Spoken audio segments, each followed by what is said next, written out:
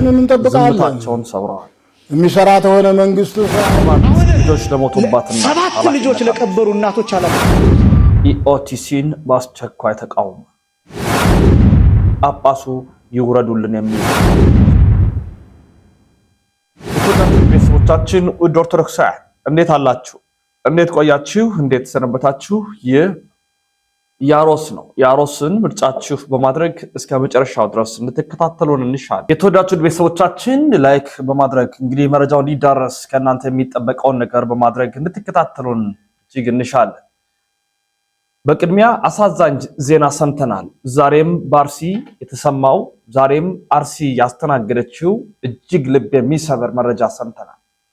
እንግዲህ አባቶች ሄደዋል፣ ጎብኝተዋል፣ አይተዋል፣ ተመልክተዋል ብለን ከሰማን በኋላ በተገላቢጦሽ በሌላ መልኩ ደግሞ ሚና አባቶች ያልተገባ ነገር አድርገዋል ማለት መጀመራችንን እናስታውሳለን። ከኢዮቲስ ጋር በተገናኘ አሰማቸዋል። አርሲ ሄደው አጽናንተዋል፣ ሰላም እንዲሰፍን አድርገዋል፣ እውነትን ገልጠዋል፣ የአባትነት ስራቸውን ሰርተዋል ያልናቸው አባቶች ሄዱ ብለን ሳንጨርስ ገና 3-4 ቀን እንኳን ሳይሞላ በድጋሚ ከመርቲ ወረዳ ከአቦምሳ ተነስቶ ወደ አስኮ ሲጓዝ የነበረ የህዝብ ማመላለሻ መኪና እንዲቆም ከተደረገ በኋላ ኦርቶዶክሳውያን ብቻ ተመርጠው ታግተው መወሰዳቸው ተሰምቷል። እገታ የተፈጸመው ከአቦምሳ ከተማ 10 ኪሎ ሜትር ወጣ በሚተብላ የምትገኘው ጋዶ በሚባል አካባቢ። አስቡት፣ የህዝብ ማመላለሻ ነው። ከአቦምሳ ወደ አስኮ ሲጓዝ የነበረ ነው። ኦርቶዶክሳውያን ተነጥለው ወጥተው ተወስደዋል። አባቶች ጳጳሳት ሄደናል ያሉት የት ነው? አቦምሳ። በሬ ተሸላልሞ የመጡበት ማለት ቀንድ ይዘው ፎቶ የተነሱበት ማለት። ከዛ የምን ጉዳይ አይደለም ማለት የሃይማኖት ጉዳይ አይደለም ያሉት ማለት ተባብሎ የመጡበት። ይሄን ደግሞ ማን ይዘገበው? ይሄው ከጀርባ የምትመለከቱት ኢኦቲሲ የዘገበው። ይሄው በድጋሚ ኦርቶዶክሳውያን ከህዝብ ማመላለሻ ተነጥለው ተወስደዋል። ተነጥለው የኛ አባቶች ሄዱ ተብለን ሳንጨርስ በሬ ተሸላልመው መጥተዋል።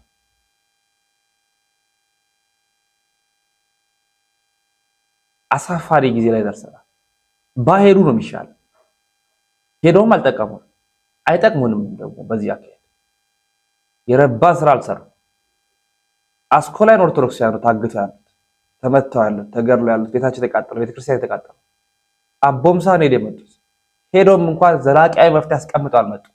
ሄደናል የሚል ሪፖርት ለማድረግ ይሁን ሄደናል 6-7 ሄደናል ለማለት ይሄው ሄዷል ተብሎ 3 ቀን ባልሞላ ጊዜ ውስጥ ድጋሚ ይሄ ነገር ተፈጸመ። ገና በነገው መረጃ ደግሞ ሽርካ ላይ ተፈጸመውን በ7 ማለት በ5 እሱን ደግሞ እንሰማ ነውር ነው ያለው።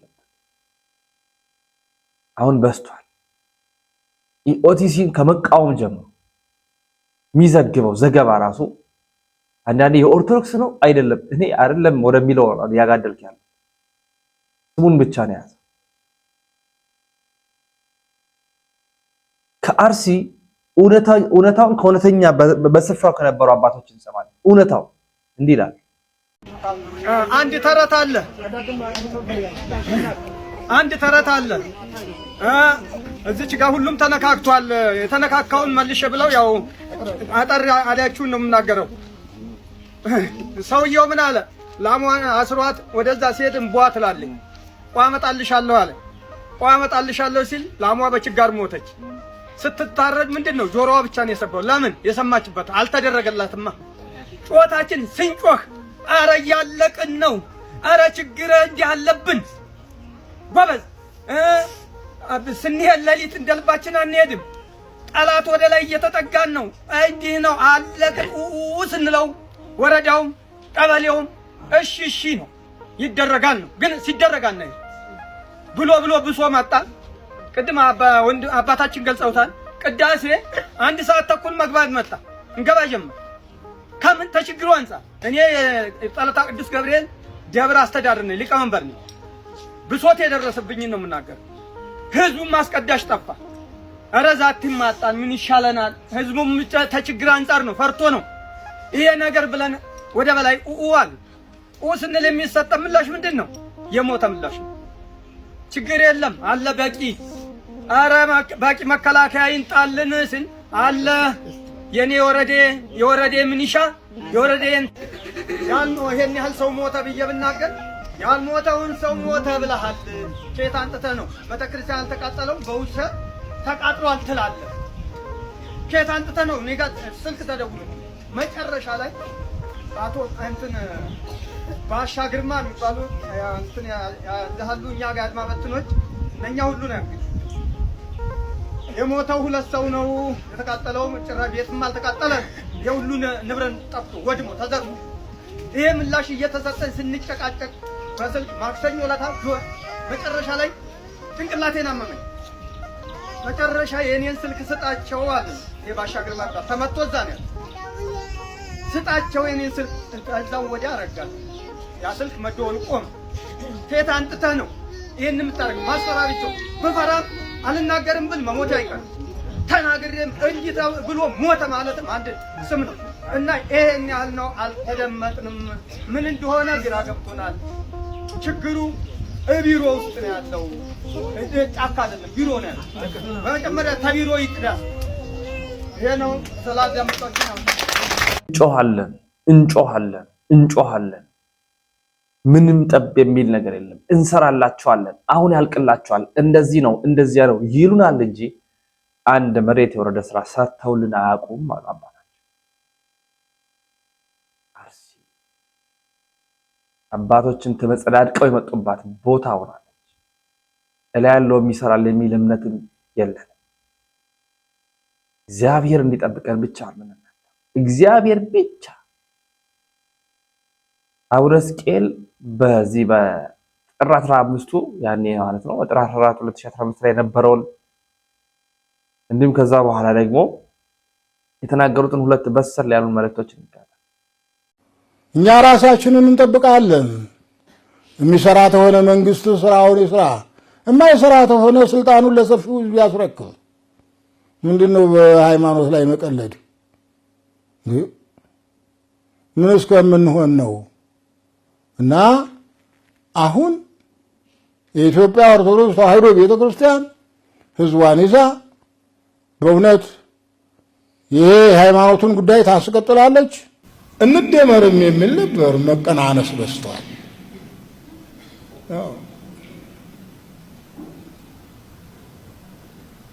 እኛ ደማሪዎች እኛው ቀናሾች ተሆን በምን አይነት ነው መደመር የሚበዛው ነው? እና እንግዲህ ዓለሙ ሁሉ የሚኖርበት ነው። የሚያምነውም የማያምነውም፣ የሚሰጠውም የሚቀበለውም፣ የሚበላውም የሚበላውም፣ አዎ የሚሄደውም ቁሞ የሚሄደውም፣ የሚማረውም የሚያስተምረውም፣ የሚገለውም የሚሞተውም አብሮ የሚኖርበት ሀገር ነው። በሃይማኖት ያለውም በሃይማኖት የሌለውም ይሄ የመኖሩ ጉዳይ ስለሆነ እምነትን ላይ ጠይቅ ይችላል። መኖር ግን ለሁሉም አንድ ቀን እምነትንም ያስተምራል። ግድ የለም። መቀነስ ግን ተጨልጦ እንትን ማለት ነው። አዎ እና እንዲህ ያሉ በሀገሪቷ ላይ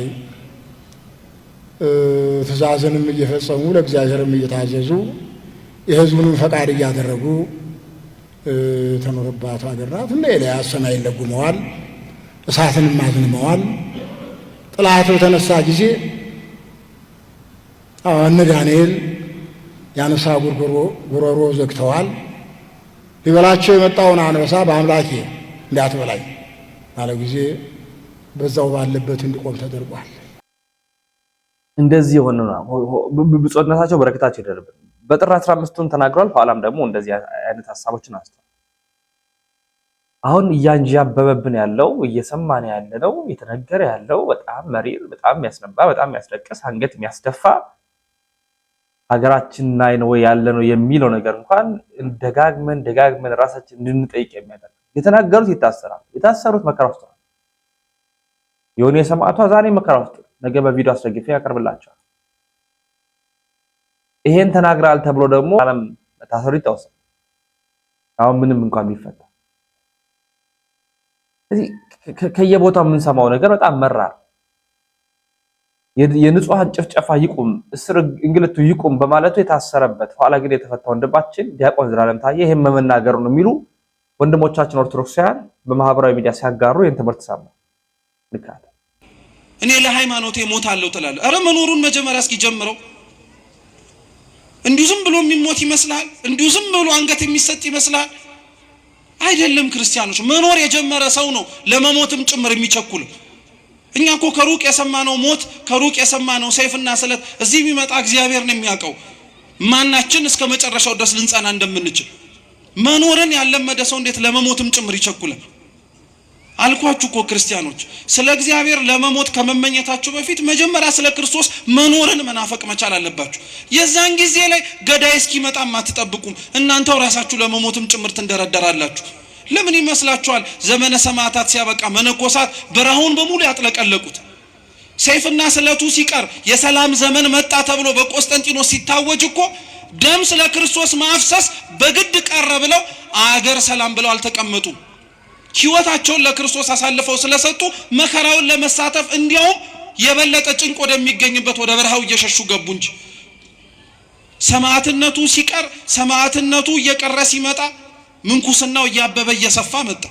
ምክንያቱ ይሄ ነበር፣ ስለ ክርስቶስ መኖርን መናፈቅ ማለት ነው። ልጁ የሞተላቸው ልጁንም ጭምር እንዲሞት ከመላኩ በፊት መጀመሪያ እኮ ክርስቶስ አብሯቸው እንዲኖር ነው የተደረገው። እየሰማችሁ ነው? ክርስቶስ ከመሞቱ በፊት አብሯቸው ነበር አልነበረ? ነበረ፣ ኖሮ ነበረ። ሕይወትን እንዴት መመላለስ እንዳለባቸው አሳይቷቸው ነበር። ሕይወትን ካሳያቸው በኋላ ነው ሞትንም ጭምር ያሳያቸው እንጂ ሞትን አሳይቷቸው አልነበረም መጀመሪያ ስለነገጣቸው። እኛም የሚመጣውን ሞት የምንፈራው መጀመሪያ መኖሩ ስለከበደን ነው። የሚከብድም ሆኖ አይደለም ስላልመረጥነውም ጭምር ነው። ማናችንም እውነቴን እንምላችሁ ክርስቲያኖች ቆመን አንቀርም። በአንድም ይሁን በሌላ መንገድ መሞታችን አይቀርም። ግን አደራ መርሳት የሌለባችሁ እንዲሁ ኖረን እንዲሁ እንዳንሞት ግን መፍራት አለብን። በጣም እንዲሁ ዝም ብለን መኖር እንዲሁ ዝም ብሎ መሞት አያዋጣም። ስንኖር የእውነት ለክርስቶስ መኖር መቻል አለብን። በቃ ስንሞትም ስለ እግዚአብሔር ብለን መሞት መቻል አለብን። በቃ እንደዛ መኖርን ነው መናፈቅ መቻል አለብን። ልጁን ሰደደላቸው። የሰደደውን ልጅ ደግሞ እንዳልኳችሁ ክርስቶስን ይበልጡኑ መከራ ያበዙበት፣ ይበልጡኑ ስቃይ ያበዙበት። ስለዚህ ምን ይደረጋል አላቸው። ጠያቂውን መልሶ ለራሳቸው ነው የጠይቃቸው በነገራችን። ስለዚህ የተሻለው ነገር አሉ ፈሪሳውያን። እያወቁት እኮ ነው ደግሞ መልሱን የሚሰጡት። እያወቀ ጥፋት የሚያጠፋ ሰው አለ ማለት ነው። አያችሁ፣ እያወቀ ማለት ነው።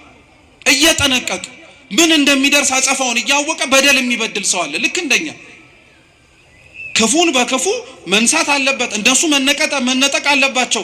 ፍሬውን መልሶ ሊሰጥ የሚችለው ጋር መሰጠት አለበት ተባለ። እውነት ነው። ግን እግዚአብሔር ቤተ ክርስቲያንን ከኛ ወስዶ ለማን ይስጣት ታዲያ? ክርስቲያኖች የወይን አትክልት ስፍራ ያልኳችሁ ቤተ ክርስቲያን ናት ብያችኋል። እነዚህ ሰዎች ወይኑን አትክልት ስፍራ ወስደህ አሊያ ደግሞ ሰራተኞቹን አስወጥተህ ትርፋማ ለሚሆንበት ሰው ነው መመላለስ ያለበት አለው። እንግዲያውስ እግዚአብሔር የኛን ከንቱነት አይቶ ቤተ ክርስቲያንን አይወስድብን። ትርፋማነታችን እስከየት ይመጣል? እሷ ከሄደች እኛንም አይነቅለን። በሌላ ቦታ ፍሬያማ ልንሆን አንችልም። በዚህ ሳምንት ከግንቦት 23 ጀምሮ እስከ ፊታችን እሑድ ቤተ ክርስቲያን ስለ መንፈስ ቅዱስ ነው የምታስተምር፣ ስለ ፍሬያማነት ማለት ነው። እግዚአብሔር በሕይወታችን ውስጥ ሲኖር ስለሚታይባቸው ነገሮች ማለት ነው። የወይኑ አትክልት ስፍራ ላይ የተተከሉት በሙሉ ፍሬያማ ሊሆኑ ግድ ነው። ቤተ ክርስቲያን ውስጥ ያለ ሰው በሙሉ ፍሬ ሊኖረው ግድ ነው።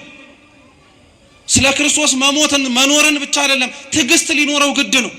እግዚአብሔር እኛን በታገሰ ልክ እኛም እሱን መታገስ አለብን፣ መለመን መቻል አለብን። እውነቴን የምላችሁ ክርስቲያኖች እኛ በሕይወታችን ስንኖር ኃጢአት ስንሰራ በቅጽበት ያላጠፋን አምላክ እኮ ነው ዛሬ ስንጠራው ዝም አለ ብለን ደግሞ የምናጉረመርምበት። በጣም ደስ የሚያሰኝ እጅግ የሚወደድ ወንድማችን መምህራችን ነው። መምህር ዘላለም በጨለማ እስር ቤት ታስሮ ነበር፣ ኋላ ተፈቷል። እግዚአብሔር ይመስገን። ወንድማችን ዮኒ ሰማዕቷና ሌሎች የታሰሩ አሉ ይፈቱልን ነው ዛሬም ጥያቄያችን። ስለ ዮኒ ሰማዕቷ ደግሞ ባቀርብላችሁ መረጃዎች ይኖሩኛል በጥልቀት በቀጣይ ቪዲዮ ማለት መናገር እንኳን የማይቻልበት ጊዜ ላይ ተደርሷል። ድምጽ መሆን የማይቻልበት ጊዜ ላይ ተደርሷል። ስለዚህ ምን እናድርግ? መምራችን ዲያቆን ያረጋል አበጋዝ መብት ዝም ብሎ አይመጣም ይሉናል። ዝም ብሎ የሚመጣ መብት የለም። በዚህ ዓለም ህግ ማለት ጉልበት ያላቸው ሰዎች የሚያወጡት የሚያስተገብሩትና የሚያስፈጽሙት። ደካማ ያለው አማራጭ ህግ ይወጣበታል፣ ህግ ይተረጎምበታል፣ ህግ ይፈጸምበታል። ከዚህ ንቅንቅ ካለ ወይ ይገደላል፣ ይታሰራል ወዘተ። ስለዚህ መብት ዝም ብሎ አይመጣም።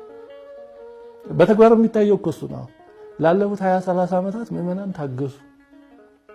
የመንግስት ያለሃው የፍትህ ያለሃው ግን ችግሩ ተስተካከለ እየጨመረ እንደውም ትግስቱ እንደ ፍርሃት እየተቆጠረ ዝም ካሉማ እንጨምርባቸው የተባለ ዝም ካሉማ እንጨምርባቸው ይሄንማ ከቻሉ እንጨምርባቸው የተባለ እየጨመረ ነው ያለና ጨዋታችን እየተለመደ ጨዋታችን ምንም አያመጡም ወደሚል እየተቀየረ ያለው በቃ ልማዳቸው ነው። አንድ ሰሞን የሆነ ነገር ሲፈጠር እንጮሃለን ምናምን በየቦታው ጧፍ ማብራት ምናምን ይደረጋል። ስሜት ስለሆነ ከአንድ ሳምንት በኋላ ወይ ከሆነ ቀን በኋላ ይጠፋል።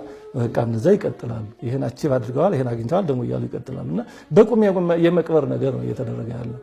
ብላቴን ጌታ ማህተመ ሥላሴ ወልደ መስቀል ይመስልኛል ጸሐፊው እንቅልፍ ለምን የሚለው ተረት እንዲህ ታሪክ መጽሐፍ ላይ አንድ ታሪክ ትዝ አለኝ እና እዛ ምን ይላሉ? አንድ ሰው ባገሩ ረሃብ ሆነበትና ወደ ሌላ ሀገር ተሰደዳሉ እና የሆነ ሀገር ሲደርስ ስለ ሀገሩ ጠባይ ጠየቀ። እንዴት ነው ሲሉ እዚህ ሀገር እህል ሞልቷል፣ ጥጋብ ነው፣ ግን ፍርድ የለም ማለት እኔ ራም ነው ያስቸገረኝ እንጂ ፍርድ ምን አገናኝቶኝ ብሎ እዛ መኖር ጀመረ። መኖር እንደጀመረ 5 ልጆች አሉት እና የሀገሩ አንድ ሰው መጣና አንተ ከሚስትህ 5 ልጅ ወልደሃል፣ እኔ አንድም ልጅ የለኝ፣ ስለዚህ ሚስትን ስጠኝና አንድ ልጅ ትውለድልኝ አለው። አረ እንዴት ያለ ሀገር ነው የመጣሁት ብሎ ወሬ ያለ ያ ሳይሆንም አላቆመም። ፍርድ ቤት ከሰሰው። ዳኛ ፊት ቆመና ዳኛው የሁለቱንም ክርክር ሰምቶ ወደ ስደተኛው ትኩር ብሎ ተመልክቶ ምን አይነት ክፉ ወደ ሀገራችን መጣ፣ አንተ 5 ልጅ አለ፣ ይሄ ግን አንድ ልጅ የለው፣ ምን አለ አንድ ልጅ ካሷ ቢወልድ ስጥ ሚስትህን ብሎ በፍርድ ቤት ሚስቱን ቀማው። እያዘነ ሲኖር እንግዲህ በዚህ ሀዘን ይሁን እንጃ ጥቂት ቆይቶ ታመመ። እንደታመመ አሁንም ያገሩ ሰዎች መጡና በስራ ቀን ሞተ፣ ስራ እንዳታስፈታን እህኔ በበዓሉ እንቅበር አሉት። አሁን ምሪ ብሎ ጮኸ። እንዴት ሰው ከነ ህይወቱ ይቀበላል? ምን አይነት ሀገር መጣል? አሁንም ከሰሰው እዛው ዳኛ ላይ። ያው ዳኛ ያለፈውን አንስቶ ባለፈው እንዲህ ብሎ እንዲህ ያልንበት ምን አይነት ክፉ ሰው መጣ? አሁን ለአንድ ሰው ሲባል ስንት ሰው ስራ ሊፈታ ነው። በስራ ቀን ብትሞት በልህኔ በበዓሉ ተቀበር ተብሎ ተፈረደበትና በህይወቱ ተቀበረ ይላል። ስለዚህ አሁን ብዙ ነገሮችን መተው በህይወት ወደ መቀበር ነው የሚወስድ። ስለዚህ ቀድሞ እንደው ለሆድ እህል አለበት ያለበት ምናምን ጥቅማ ጥቅም የሚለውን ነገር ትቶ በቁም ላለመቀበር መንቀው ጊዜ ነው አሁን ይመስለኛል። ዝም ብሎ የሚመጣ መብት ያለው ስራ በመስራት ነው ያለን የሞትን እንዳይሆን ድምጻችን የተሰማ ሞተናል የተባልን እንዳንሆን አሁን መጠንቀቅ አለብን። አሁን እጅግ በደንብ አድርገን መጠንቀቅ አለብን። ይሄ ማስተዋል የሚያሻ ጉዳይ ነው። ማስተዋል የሚያሻ ጉዳይ ነው። ኦርቶዶክስ በጣም ትኩረት እንስጥ እንላለን። በቀጣይ የኛ በደል የኛ ክፋት የኛ ጽዋውን እንዴት እንደሞላው እንዴት እንዳተረፈረፈው የምታውቁት በትግራይ በሉ በአማራ ክልል በሰሜኑ በአብዛኛው 7 ልጆቿን ለቀበረች እናት እንኳን እኛ ምን እንላለን? ኃላፊነት ምን እንወስዳለን? 7 ልጆቿን ዛሬ እጅ የምታነባ እንባዋ ደርቆ ደሟ አልቆ እጅ የምታነባ እናት አለች። ሌሎችን ህፃናት ስታይ የኔም ልጅ እንደዚህ ነበር ብላ የምታነባ እናት አለች። አሁን ልጆቿ የሞቱባት እናት አለች። አሁን የሷን እናት መከራ ኃላፊነትን ያልወሰድንም ደግመን ድጋሚ ሌሎች የቀሩትን ለማጥፋት ምንነሳ ኢትዮጵያ ነው። ባህል ማንነት እሴት ጠብቃ ያኖረች ኢትዮጵያ ኦርቶዶክስ ቤተክርስቲያን እንደ እንጀራ ልጅ የተገደለችበት ያለበት ጊዜ ላይ እንገኛለን። ቅድሚያ እዛ 7 ልጆቿን ለቀበረች እናት እኛ ኃላፊነት መውሰድ አለብን። ንስሐ እንደ ህዝብ እንደ ሀገር መግባት አለብን።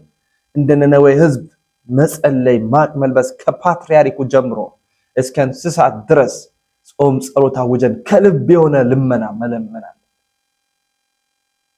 መምህራችን ጋቢ አዲስ ኢንጂነር ነቃጥበብ ከፍ ያለው ዛሬም ኃላፊነት አልወሰደም። አሁንም 7 ልጆች ለቀበሩ እናቶች ኃላፊነት አንወስድ። 7 ልጆች 7 ወንዶች ልጆች ለቀበሩ እናቶች አሁንም ወገባቸው ላይ ገመድ ያሰሩ እናቶች፣ ሰንሰለት ያሰሩ እናቶች፣ አሁንም 7 ፎቶ የወንድ ልጆቻቸውን ፎቶ ሰብስበው በየተራ እያዩ የሚያለቅሱ እናቶች ማንም እነሱን የሚያጽናናቸው የለም። ማንም ይደርስላቸው የለም። ለዚህ እንኳን አናፍረው። ይሄ ብቻም አይደለም፣ ዕቃ የጠፋብን እንኳን አንመስልም። ዕቃ እንኳን ሰው የሞተብን ዕቃ የጣልን እንኳን አይመስልንም። ደግሞ አለማፈራችን አያችሁ፣ መገፈፋችን፣ ከዚያ መደብደባችን፣ ከዛ መንገድ ላይ የተጣልን መሆናችን መጨረሻ ላይ እንደዛ ነው የሚሆነው። ተትተን እንሄዳለን። አሁን እንደ ኢትዮጵያ ኦርቶዶክስ ተዋሕዶ ቤተክርስቲያን ተናግረን የማንሰማበት ምክንያት ይሄ ነው። አንደመጥም። አሁን ለምን? ተጥለናል፣ ወድቀናል። አሁን ቤተክርስቲያን ተቃጠለ እንዲሆነ ብለን እሪ ብንል ማንም አይሰማም። ካህን ተገደለ ሲባል እሪ ብንል ማንም አይሰማም። ሊቃውንት እየተገደሉ እንዲሆነ ብንል ማንም አይሰማም። ለምን እንደሆነ ታውቃላችሁ? ማድረግ በሚገባን ጊዜ ምንም ስላላደረግን የመደመጥ ክብራችን ከአፋችን ተወስዷል። የሞገሳችን ተወስዷል። ክብራችን ተወስዷል። ስለዚህ የምንናገረው ነገር እንዳይሰማ ጫና እንዳያደርግ ቤተክርስቲያኒቱ በዓለም አቀፍ ደረጃ ተሰሚነት የነበራት ዓለምን ታንቀጠቅጥ የነበረችዋ ቤተክርስቲያን ዛሬ አገሯ ላይ ምንም አትሰራ። ምንም። እነዚህ ነገሮች ከኛው ከራሳችን የመጡ ችግሮች ናቸው። ምክንያቱም ሰው ሲሞት ዝም ብለናል። ታዲያ የሁሉ መከራ ለምን መጣብን ካልን በእኝና መሰል ነገሮች ንስሐ ባለመግባታችን ወደ ሕያው እግዚአብሔር ባለመቅረባችን የመጣብን መከራ። ብፁዓን ሊቃነ ጳጳሳት ይሰራሉ ብለን የምናስባቸው አባቶቻችን ይሰራሉ ብለን ባሰብናቸው ልክ ባለመገኘታቸው የመጣብን አባቶች፣ ካህናት፣ ዲያቆናት፣ እኛ ምእመናንም ከእግዚአብሔር የራቅን ኃጢአተኞች በመሆናችን እግዚአብሔር የቁጣውን መዓት በእኛ ላይ አምጥቶ መከራውን ያመጣል። ለምሳሌ 7 ሀገረ ስብከትን እየመሩ ነው የተባሉት አባ ሩፋኤል በአፍሪካ ደረጃ ነው ከግብፅ የፓትርያርክነት የጵጵስና ዘመን ከተላቀቅን በኋላ ብቸኛው 7 ሀገረ ስብከት የመራው ጳጳስ እኔ ነኝ የሚያመጻድቅ ሆኖ ማለት እና በዚህ የሚቀኑ አሉ፣ በዚህ የሚያዝኑ አሉ። 7 ሀገረ ስብከትን መራለው ሲሉ 7ቱም ጋር የሚገኙ ይመስላል። ግን እሳቸው አንዱ የቤኒሻንጉል ጉሙዝ ክልል አሶሳ ሀገረ ስብከት ሊቀ ጳጳስ ናቸው። ምን ይላል? ለመንበረ ፓትርያርክ የቅዱስ ሲኖዶስ ጽሕፈት ቤት፣ ለመንበረ ፓትርያርክ ጠቅላይ ቤተ ክህነት ጽሕፈት ቤት፣ ለመንበረ ፓትርያርክ ልዩ ጽሕፈት ቤት የተላከ ደብዳቤ አለ። ከቤኒሻንጉል ጉሙዝ ክልል ሀገረ ስብከት ማለት ነው የተላከው። የሀገረ ስብከታችን ሊቀ ጳጳስ ብፁዕ አቡነ ሩፋኤል በደልና ግፍን በተመለከተ ይሆናል። እንዲህ ይላል፣ እናድምጥ።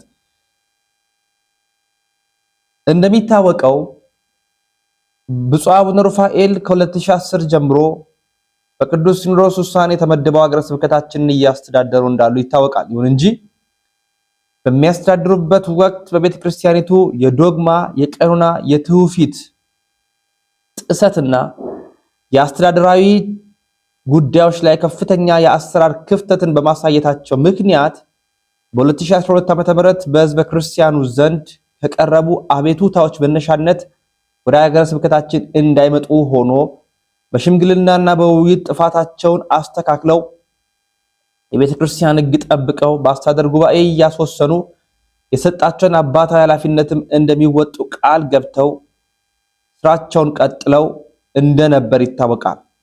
ሆኖም ግን የገቡትንም ቃል አጥፈው ቤተ ክርስቲያኒቱን ከመቼውም ከመምራታቸው ቃለ አዋዲው በሕገ ቤተ ክርስቲያን የሰራተኞች አስተዳደርን ደንብ፣ ፍትሐ ነገሥትን፣ የማህበራት አስተዳደር ደንብ ውጪ በሆነ አግባብ የቤተ ክርስቲያኒቱን ዶግማና ቀኖና ትውፊት ከበፊቱ በበለጠ ሁኔታ ከመጣሳቸውም በላይ በአስተዳደራዊ ስራውም ላይ በህሊና የማይገመት በደልና ጥፋት አድርሰዋል። ይህ በመሆኑ የሀገረ ስብከቱ የአስተዳደር ጉባኤ ከጊዜ ወደ ጊዜ ያስተካክላሉ ብሎ ቢያስብም የሕገ ቤተ ክርስቲያን አስተዳደራዊ ጉዳዮችን ሊፈታ የሚችልበት ባለ 8 ነጥብ የያዘ ውሳኔ ካሳለፈ በኋላ እርሳቸው በአካል ተገኝተው እንዲፈቱ ውሳኔውም አያይዘው በደብዳቤ ላክንላቸው ቢሆንም ለ3 ተከታታይ ቀናት ቀጠሮ በመስጠት መጥተው ለመፍታት ፍቃደኛ ሊሆኑ አልቻሉም። ይህ በመሆኑ በአሁኑ ጊዜ ችግሩ እየሰፋና እየተባባሰ በመምጣቱ ቤተክርስቲያን ላይ ችግር እየተፈጠረ ከመሆኑም በላይ በሕዝበ ክርስቲያኑ ዘንድ ከፍተኛ ቁጣ በመቀስቀስ ወደ አላስፈላጊ ግጭት እያመራ መሆኑን የገመገመው የሀገረ ስብከቱ የአስተዳደር ጉባኤ በቀን 5/10/2018 ዓ.ም የሚከተለውን መሰረታዊ ሐሳቦችን በማስቀመጥ ውሳኔ አሳልፏል። በዚህ መሰረት ሊቀ ጳጳስ በሀገረ ስብከቱ በነበራቸው ቆይታ የቤተ ክርስቲያን ሕግ ዶግማና ቀኖና ትውፊት ጥሰዋል።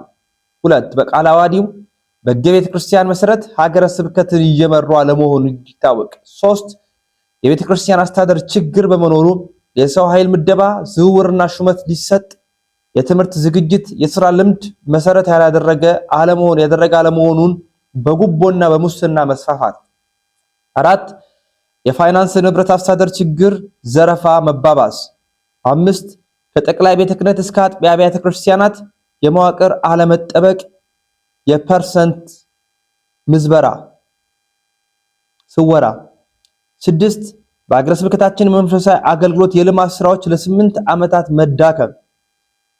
7 በሰራተኞች መካከል ግጭት እንዲፈጠር ማድረግ የመሳሰሉት ሲሆኑ የአስተዳደር ጉባኤውም ጳጳስ ወደ ሀገረ ስብከቱ የሚመጡ ከሆነ የማንቀበል መሆኑን በልጅነት መንፈስ እየገለጽን የቤተ ክርስቲያኒቱ የበላይ አካላት የሆኑት የቅዱስ ሲኖዶስና የመንበረ ፓትርያርክ ጠቅላይ ቤተ ክህነት ጽሕፈት ቤት የችግሩን አሳሳቢነት ተመልክተው ብፁዕ አቡነ ሩፋኤል ከአሶሳ ሀገረ ስብከት አባትነት እንዲያነሳልንና በምትካቸው የተበደለውን ሀገረ ስብከትና ምእምናንን ሊያጽናናና በአባትነታቸውም ሊመሩ የሚችል የቤተ ክርስቲያኒቱን ዶግማ፣ ቀኖና፣ ስርዓት፣ ትውፊት ጠንቅቆ ጠብቆ በአርአያ የሚመራ ሊቀ ጳጳስ እንዲመድብልን በታላቁ ቤተ ክርስቲያን ስም በአክብሮት እየጠየቅን 3 ገጽ የውሳኔ ሐሳብ አያይዘን አቅርበናል ከመንፈሳዊ ሰላምታ ጋር ይላል። ጳጳሱም እንዲወርዱ ሌላ ደግሞ ከሀገረ ስብከት በእርግጥ በአቡነ ሩፋኤል ላይ ያልወጣ ነገር የለም። አርሲ ላይም ከዚህ ከጽላት ጋር በተገናኘም ብዙ ነውር ነቀፋዎችም ሲሰሙ እንደነበር የምናውቀው ነው። በጣም ልብ ሊባል ልናስተውለው የሚገባ ነገር ነው እላችኋለሁ ማለት ነው። ኦርቶዶክሳውያን የመጨረሻውን ቪዲዮ እንከታተል። ዛሬ አርሲ ያሉ ክርስቲያኖች ይታረዳሉ። ምናልባት እኛ መካከል አንዱ ስላልታረደ ነው። መቼ ነው የምንታረቅ? መቼ ነው የምንራራ? መቼ ነው የምንተዛዘን? መቼ ነው የምንደማመጥ? የወንድም ጌጡ የሚገባን መቼ ነው? የክርስቶስ ቤተክርስቲያን አንድነቷ የሚገባን መቼ ነው? ምንም ሁሉ ይሄ ሊለትካዘ ርሱ ነው።